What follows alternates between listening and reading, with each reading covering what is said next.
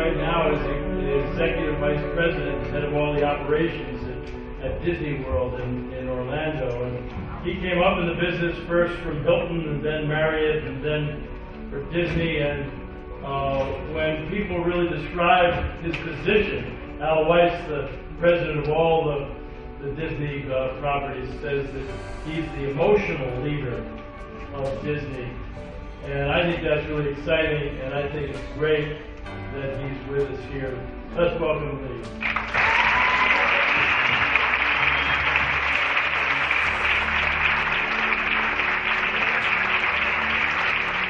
Everybody's got the same issues today: how to grow their company, how to grow their leaders, how to be better leaders, how to be better managers, how to get the strategy right. It's just everybody's after the same thing. So we have four things I focus on with our people, and I tell them, I think in your career and in your career too, and even if you were telling the clients these things, I think for leaders, we try to tell them there are four things that they should focus on. Technical competence, whether you're in the merchandise business, the food business, the concrete business, running a shoe store, you need technical knowledge. The second thing is management. So I really work hard with our people on management. That whole thing around being disciplined and organized.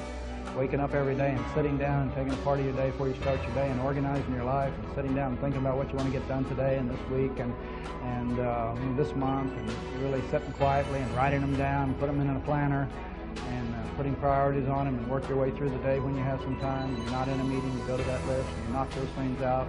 You have children? You had them. Does everybody know how you got them? Everybody know how that works? You got them. Now what are you going to do with them? A lot of parents don't know what they're going to do with their kids, and that's why you got a lot of kids out of control in this country. Because I got one theory for sure: if you know what you're trying to do, it's a lot easier to do it. So this is a big deal, knowing what you want to do at work, at home, in your life, and why are you doing it. You carry a day planner, right? Can you look in there at the end of the month and find your whole life in here? Can you find your kids in here, your wife in here, your investments in here, your health checkups in here, your workout in here? Can you find your whole life in your plan? Are you focused on everything every day? And most people are not. Reliability, credibility, setting the example. This is a big deal. Third thing, technology. I don't even think I'd have been talking about this 15 years ago. Technology. How well do you understand it? How well do you use it? How well do you apply it? And how well do you think about applying it to your business so you can make it better? But those three I'm not going to talk about. I want to talk about leadership today. The fourth one, leadership. So great, you're going to get technically competent. You are. You're going to get organized, I hope. A lot of you aren't. Some people were born and just, I'm afraid the Lord left the discipline out. You didn't get any. Everything starts with leadership. The guest does not come first. Leadership comes first. And companies that say guest comes first, it can't without great leadership. Leadership comes first. You get that right. That leads to cast excellence. We call cast excellence that environment. It's an excellent environment to work in. It's a place where you're developed, where you have opportunity. You can reach whatever level you're competent enough to reach. People are helping you. They're listening to you, involving you. They're helping you in so many ways. That leads to that environment. If you get that environment right in your company, what happens? You get satisfaction from your customers and your guests. How do you like paying for your health care? Oh, we hate the health care. Even when it was free, they didn't like it. You know? So don't ask that anymore. But ask people about the environment, their leadership, the processes they work under, the culture. Are we doing the right? Do you have the right supplies? Do you have the right equipment? Do you have the right support? Do you have a leader who treats you respectfully? Would you work for this leader again if you had the choice? Big question. Do you trust your leader? Big question. These are anonymous surveys. Let me tell you what, that's the first page I go to when I get my survey back. Would you work for the Lee again, and do you trust him? And if you get a 7, the lowest score is a 1, highest score is a 7. If you get a 7 on trust, you know what? The rest of your survey is always great. Isn't that funny? You get a 3 or 4 on trust, the rest of your survey is a disaster. Every question so I tell people, that's the only one I want to get a full 1-7 on. When you get a 7 on trust, everything else seems to fall into place. If you do anything well, hire great people, and they'll take care of your business. And reality is fantastic. We work hard at making reality fantastic. You know what's reality today? Security. This guy may be introverted and never speak to you. I don't care. Make him feel good about himself, all right? Because we need him. And you talk about the key links in an organization that can put you out of business. Ken loses his assistant, he's dead. All right? All right? All right? First piece of advice as a leader and as a parent, be careful what you say and do today. They're watching you and they're judging you. Everybody. Right now. Everybody's watching. How many people in here think you have a reputation? How many reputations do you think you have? Because I say in time management, ask yourself when you're doing your planning time every morning, what should you do today, this week, or this month that won't pay off for 5, 10, 15, 20, 25, 30, 35, 40, 45, 50 years from now for some of you?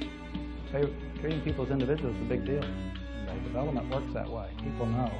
And when you develop people, they're really committed to you, and they stay with you. What are the 4 caste expectations, the 4 employee expectations? I said, okay, the first thing I think they expect is that we make them feel special. Recognition and appreciation. How important is it? So my boss writes me a note one day, and he writes, Lee, you're a great partner. You do a great job. I hope you stay with me for another 15 years. And he sent it to me on a little card with his name, embossed on the top. I took it home, showed it to my wife, showed it to my mother-in-law. I took it back to my boss, and I said, thank you, I appreciate this, but I need one every 2 weeks. Because I'm really insecure. And actually, you don't even have to write a new one if you just turn it over and date it and initial it every 2 weeks. I just need to know it's current. But when you stop somebody and say, you're doing a great job, we're glad you're on our team, we hope you stay with us, you're really important. You think they like that? People will not be committed to you until they're pretty sure you're committed to them. They said, respect me. Respect me no matter where I'm from. Even if I don't speak English, respect me. No matter what my color is, no matter what my religion I practice, no matter what my diet needs are, no matter what my sexual orientation is, just respect me for who I am. Every single person you know has a problem you don't know about. Do you believe that? A worry, a problem, going through a divorce, not happy, this, an illness, a worry about an illness, a son that's on drugs, this, that they keep away from you. Every single person you know has a problem you don't know about. It might help us be more sensitive to people. I suspect if you took those 4 things, probably everybody in this room would like to be made to feel special, treated as an individual, totally respected no matter what, and developed and educated, and you would like for somebody to understand your job. I find this leadership a fascinating subject. I love it. Everything that's ever happened good in the world or bad in the world has been directly related to leadership. I have one theory that when they were building the pyramids, if they would quit hitting those people, they could have built them in about 4 months. Don't underestimate the influence each one of you have with people in this world, through your own behaviors and through helping people and being there for people, whether it's your family, or co-workers, or other people, or a stranger on the street. Don't underestimate it, because individuals have shown all through history. It's unbelievable that one person can make a huge difference in one person's life, or in millions of people's lives. Think about your own personal leadership. How good can it be? That's an interesting thing. So thank you very much. I'm glad to be here today.